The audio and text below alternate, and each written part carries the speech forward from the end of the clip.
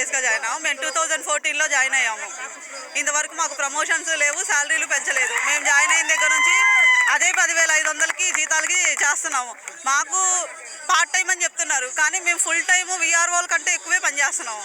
వాళ్ళతో సమానంగానే చేస్తున్నాం, ఇంకా చెప్పుకుంటే వాళ్ళకంటే ఎక్కువే చేస్తున్నాము. మా డిమాండ్ ఏంటంటే మాకు పే స్కేల్ ఇవ్వాలి, శాలరీలు పెంచాలి, అర్హులైన వాళ్ళందరికీ ప్రమోషన్స్ ఇవ్వాలి. అది మేము కోరుకుంటున్నాం. మేము 13 సంవత్సరాల నుంచి చేస్తున్నామండి వీఆర్ఏలుగా. విలేజెస్లో వర్క్ అంటే మీకు తెలిసిందే కదా, ఇప్పుడంతా కంప్యూటర్ వర్క్, ఏదైనా కంప్యూటర్తో సూట్ అయింది, ఇంకా అవే చేయాలి. కాబట్టి మాకు వర్క్ టెన్షన్ ఎక్కువైపోయింది. మేము చదువుకున్న వాళ్ళం కాబట్టి ఏ వర్క్ వచ్చినా మాకే అప్పగిస్తున్నారు. వీఆర్ఓలు కొంతమంది చేయని వాళ్ళు ఉంటే ఇంకా ఆ వర్క్ మా మీదే పడిపోతుంది. మేము చేసే వర్క్కి తగిన జీతం అనేది కానీ మాకు రావట్లేదు. వర్క్ అయితే ఎక్కువైపోతుంది, కానీ దానికి తగ్గ జీతం అయితే మాకు ఎవరు ఇవ్వట్లేదు. మా పనిని కూడా ఎవరు గుర్తించట్లేదు కూడా. అది మాకేంటంటే ప్రమోషన్స్ కావాలి, ఇన్ని సంవత్సరాలు చేస్తున్నందుకు. రాచల్ల మండలము, ఆకువిడి విలేజ్, రాచల్ల మండలం నుంచి వచ్చినాం సార్. ఇప్పుడు అంత దూరం నుంచి మేము వచ్చినాం సార్. మాకు ఏది సార్ మంచి జరిగిద్దనే మేము కోరుకుంటున్నాము. దాదాపు 2014లో ఎగ్జామ్ రాసి వచ్చాం సార్. 11 ఇయర్స్ అవుతుంది, కానీ మేము 10,000 శాలరీతోటే పనులు చేస్తున్నాం సార్. మాకు బిఎల్ఓ డ్యూటీ, ప్రతి ఒక్క డ్యూటీ మాతో చేపిస్తున్నారు సార్. దానికి తగ్గ ఫలితం మాకైతే ఏం దక్కట్లేదు సార్. అందుకోసమే కదా సార్ అంత దూరమైనా కానీ లేడీస్, చిన్న పిల్లలను కూడా వదిలిపెట్టేసుకొని మేము వచ్చినాం సార్. ఇంత దూరం మాకు ఏదన్నా న్యాయం చేస్తుందని మేము కోరుకుంటున్నాం సార్. చంద్రబాబు సార్ ఏమని చేస్తాడా, ఆయన వస్తే మాకు ఏదన్నా మాకు అవుతుంది అనేసి ఆలోచించినాం కదా సార్. మాకు ఆయన ఇన్ని రోజులు అయింది వచ్చి కూడా 1.5-2 అవుతుంది. మా గురించి ఎవరు పట్టించుకున్న వాళ్ళు లేదు సార్. అటు పట్టించుకోవాలి, మాకు ప్రమోషన్లు ఇవ్వాలి, తెలంగాణలోగానే పే స్కేల్ ఇవ్వాలని మేము కోరుకుంటున్నాం సార్. ఏంటి సార్ మా డ్యూటీస్ అంటే ఎవరన్నా చనిపోయినా కానీ వాళ్ళ దగ్గర వాళ్ళ డీటెయిల్స్ సర్వేలకు ఏమైనా ఉంటాయి కదా సార్, పొలాల సర్వేలు జరిగినప్పుడు వాళ్ళతోటి మేము పోవాల్సిందే సార్. ఏమైనా నోటీసులు వచ్చినా కానీ నోటీసులు ఇంటింటికి నోటీస్ ఇవ్వాల్సింది వస్తుంది సార్. బిఎల్ఓ డ్యూటీ ఓటర్లకు సంబంధించింది, అవి వాటితోటి ఎలక్షన్ వరకు కూడా మాతోటే చేపిస్తారు సార్. ఎలక్షన్ వరకు నైట్ 1 గంట దాకా కూడా చేసాను సార్. నేను 9 నెలల ప్రెగ్నెంట్గా ఉండి కూడా నైట్ 9 దాకా ఎలక్షన్ వరకు చేసిపోయినాం సార్ మేము. కానీ మాకేమీ ఇది లేదు సార్. మాదే మేము రీసర్వే చేశారు, రీసర్వే కూడా మళ్ళీ ఉండింది. మరి ఇవన్నీ చేస్తున్నాం కదా సార్. మాకు 10,000 శాలరీతోటి మేము ఎలా బతకాలి సార్? పిల్లలకి అంటే ఏదైనా కానీ ఇంట్లో తినడానికైనా ఉప్పులు పప్పులైనా కానీ రేట్లు పెరిగినాయి కదా సార్. మరి ఎలా సార్? ఉండాలి కదా సార్.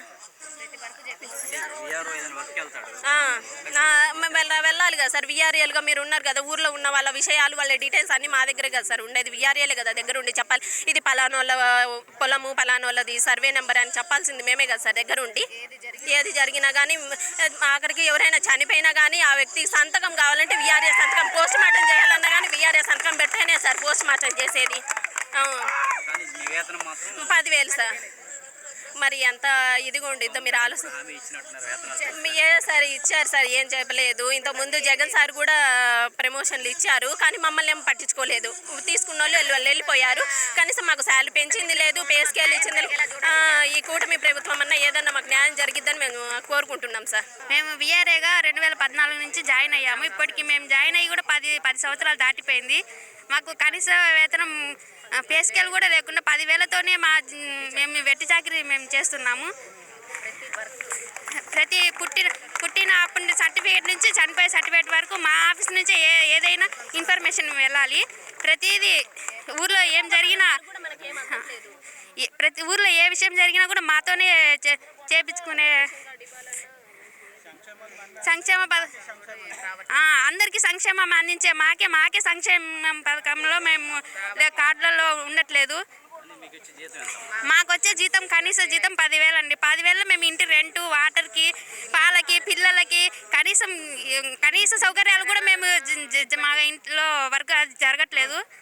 కావున మాకు న్యాయం జరిగి డిగ్రీ చదువుకున్న వాళ్ళందరికీ ప్రమోషన్లు ఇచ్చి, మిగతా వాళ్ళందరికీ పే స్కేల్ ఇచ్చి, నామినీలను గుర్తించి వాళ్ళని కూడా విఆర్ఎల్గా చేసి అందరికీ తగిన పే స్కేల్ చేసి తర్వాత వాళ్ళందరికీ న్యాయం చేసి ఈ కూటమి ప్రభుత్వం మమ్మల్ని అందరినీ ఆదుకోవాలని మేము కోరుకుంటున్నాం. ఆంధ్రప్రదేశ్ రాష్ట్ర ముఖ్యమంత్రి వారికి మరి ఆంధ్రప్రదేశ్ గ్రామ రెవెన్యూ సహాయకుల సంఘం తరపున నేను ప్రత్తిపాడు మండలంలో పనిచేస్తున్నాను విఆర్ఏగా. మా యొక్క ఈ ధర్నా ఉద్దేశం ఏంటి అంటే, విఆర్ఏలకి కనీసపు వేతనం లేదు, కనీసపు మరి ధర్మానికి మేము చేసే ఉద్యోగానికి కనీసపు పనికి కనీసపు వేతనం లేదని చెప్పి ఈరోజు రోడ్డు ఎక్కాల్సిన పరిస్థితి వచ్చింది. ఎందుకంటే గవర్నమెంట్ పట్టించుకొని పరిస్థితుల్లో ఉంది. మేము ఎంతో కాలం నుంచి చాలా కాలం అనాది కాలం నుంచి కూడా విఆర్ఏ సమస్యలు అసలు విఆర్ఏని పట్టించుకుంటే విఆర్ఏ రోడ్డు ఎక్కాల్సిన అవసరం లేదు. రెవెన్యూ వ్యవస్థలో కీలకమైన పాత్రను వహించేది ఒక విఆర్ఏ మాత్రమే.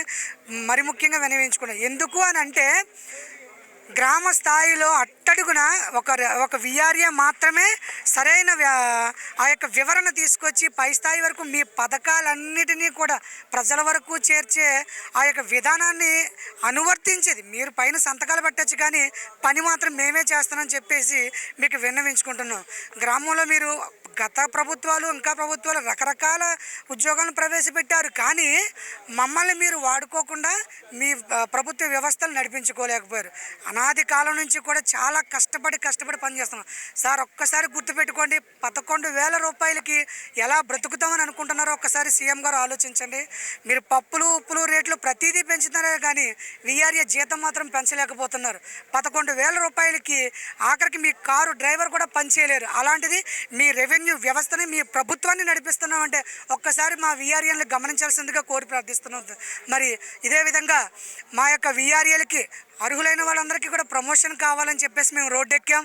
అర్హులైన వాళ్ళందరికీ కూడా ప్రతి ఒక్క విఆర్ఏకి కనీసపు పనికి కనీసపు వేతనం కావాలని కోరుతున్నాం. నామినీలందరినీ కూడా విఆర్ఏలుగా నియమించాలని కోరుతున్నాం.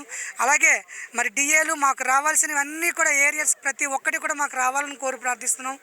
మరి ఈ విషయాన్ని సాదృశ్యంగా శాంతియుతంగా పరిష్కరించి మమ్మల్ని అభివృద్ధి కార్యక్రమంలో నడిపిస్తే కనుక ఎంత కూడా ఉద్యమాలన్నీ కూడా శాంతియుతంగా జరుగుతాయి. లేదు అనే పక్షంలో మరి ఇది పెద్ద ఎత్తున రోడ్లెక్కే పరిస్థితి తీసుకురావద్దండి. మా పరిస్థితి అలాగే ఉంది. 11,000 రూపాయలకి మేము జీవించలేకపోతున్నాం. అలా అని వేరే పనిలోకి పోలేకపోతున్నాం. ఎందుకంటే పోతే మా పై అధికారులు మమ్మల్ని నిలబడినవారు. ఉదయం లేచిన కాడి నుంచి రాత్రి పడుకునేంత వరకు, రాత్రి ఏ టైం పడుకుంటామో తెలియదు. హాస్పిటల్కి వెళ్ళాలి, ఎవరైనా యాక్సిడెంట్లు జరిగితే అక్కడే కూర్చోవాలి. శవ పంచనామా చేసేయండి, శవాన్ని అప్పచెప్పితేనే కానీ మేము ఇంటికి వెళ్ళి మా ఫ్యామిలీతో కూర్చునే పరిస్థితులు లేవు. అంతటి కీలకమైన పాత్ర వహించే మమ్మల్ని ఎందుకు ఇలా అనాథలుగా వదిలేశారు? ఈ యొక్క రాష్ట్రంలో తల్లిదండ్రులు అంటే మీరే అయినప్పుడు పిల్లల్ని ఎందుకు ఇలా వదిలేస్తారు? మేము మీ అందరి పిల్లలం కదా. మీ పథకాలన్నింటినీ కూడా ప్రజల వద్దకు తీసుకెళ్ళి ప్రజలకు అందించే పని చేస్తున్నప్పుడు మమ్మల్ని ఎందుకు వదిలేయాలి? దయచేసి మీకు సవినయంగా వినియోగించుకుంటున్నాం. విఆర్ఏలను పట్టించుకోండి, విఆర్ఏ వ్యవస్థను అభివృద్ధి చేయండి, విఆర్ఏకి న్యాయం చేయమని కోరుతూ మరి ఈ యొక్క అవకాశం ఇచ్చిన మీడియా మిత్రులందరికీ కూడా నా వందనాలు తెలియజేసుకుంటాను.